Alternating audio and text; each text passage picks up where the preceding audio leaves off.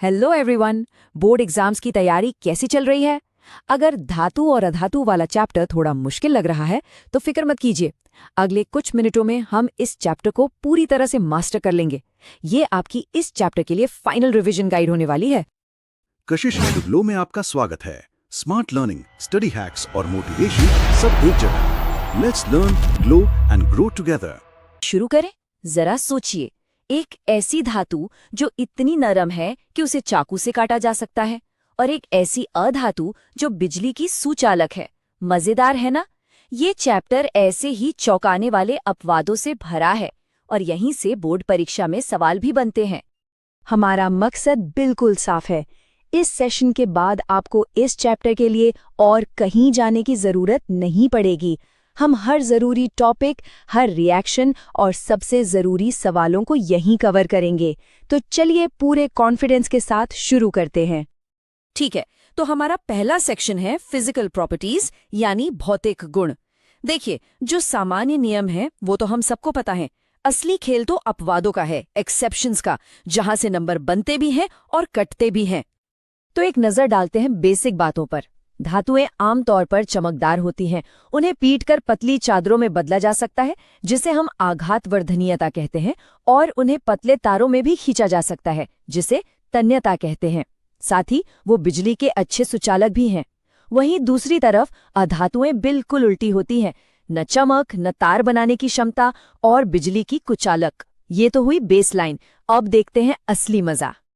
और ये रहा हमारा पहला और सबसे बड़ा अपवाद, सोडियम और पोटेशियम। ये दोनों धातुएं हैं, पर इतनी नरम कि आप इन्हें आसानी से चाकू से काट सकते हैं, बिल्कुल मक्खन की तरह। है ना कमाल की बात? अगला है पारा यानी मर्क्यूरी। ये एक क्लासिक सवाल है। जहां सारी धातुएं कमरे के तापमान पर ठोस होती है, पारा अकेली ऐसी धातु है जो तरल अवस्था में पाई जाती है। इसको तो जरूर याद रखिएगा, एग्जाम में बहुत बार पूछा जाता है। और अब मिलिए गैलियम और सीजियम से। ये धातुएं तो और भी दिलचस्प हैं।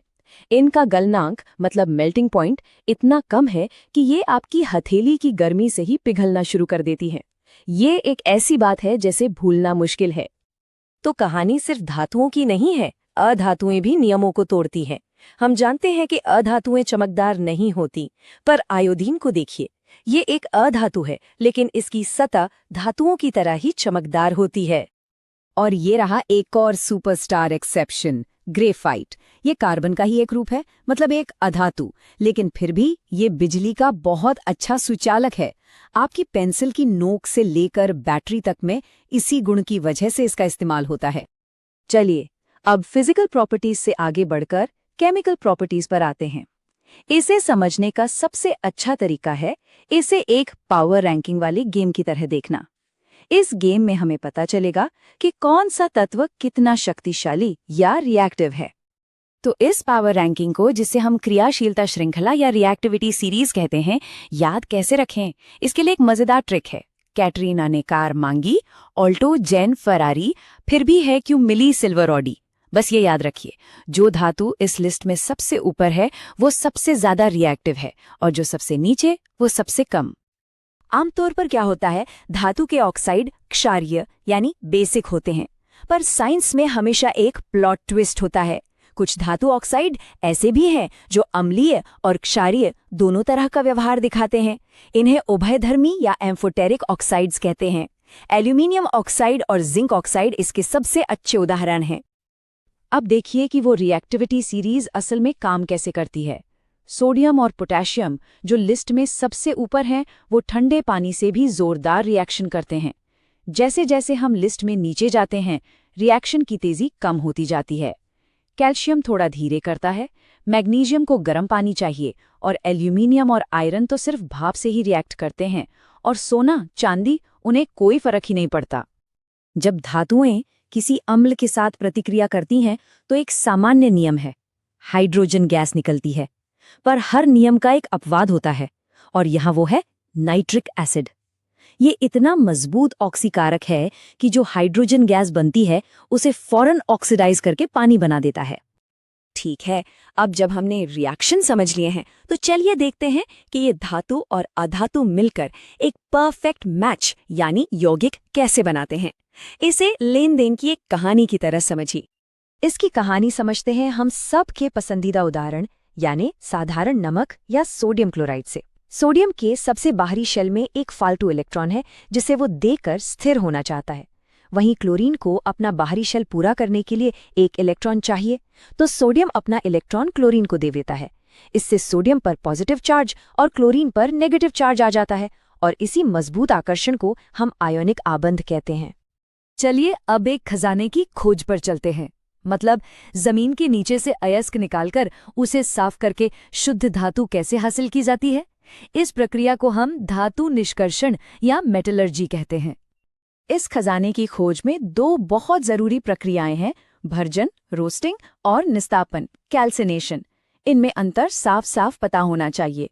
भर्जन होता है सल्फाइड अयस्कों के लिए हवा की मौजूदगी में, और निस्तापन होता है कार्बोनेट अयस्कों के लिए बिना हवा के या बहुत कम हवा में। ये अंतर एग्जाम में अक्सर पूछा जाता है। ठीक है, सब कुछ पढ़ लिया, समझ लिया।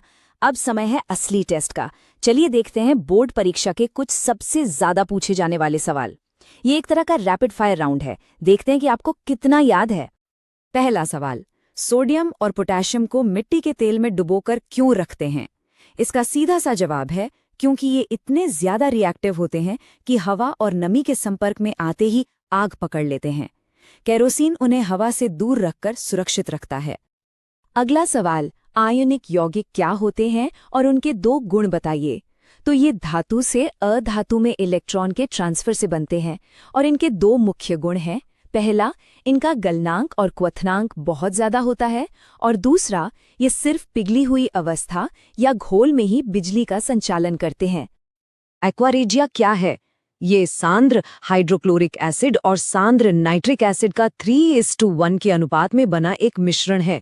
ये इतना शक्तिशाली है कि सोना और प्लैटिनम जैसी धातुओं को भी अपने अंदर घोल सकता है, जो अकेले किसी भी एसिड में नहीं घुलती। ये एक एप्लीकेशन बेस्ड सवाल है। जब एल्युमिनियम की पट्टी को फेरस सल्फेट के हरे घोल में डाला जाता है तो घोल का रंग धीरे धीरे गायब होने लगता है। ऐसा क्यों? याद कीजिए हमारी रिएक्टिविटी सीरीज। एल्युमिनियम लोहे से ज्यादा रिएक्टिव है, इसलिए वो लोहे को उसके घोल से हटा देता है। तो ये था हमारा इस चैप्टर का फाइनल रिवीजन। हमने देखा कि विज्ञान में नियम जितने जरूरी हैं उतने ही जरूरी अपवाद भी हैं, और ये हमें एक बड़े सवाल पर लाकर छोड़ता है। विज्ञान में ऐसे और कौन से नियम हैं जो शायद भविष्य में तोड़े जाने का इंतजार कर रहे हैं? हमेशा सीखते रहिए और सवाल पूछते रहिए। आपके समय के लिए धन्यवाद।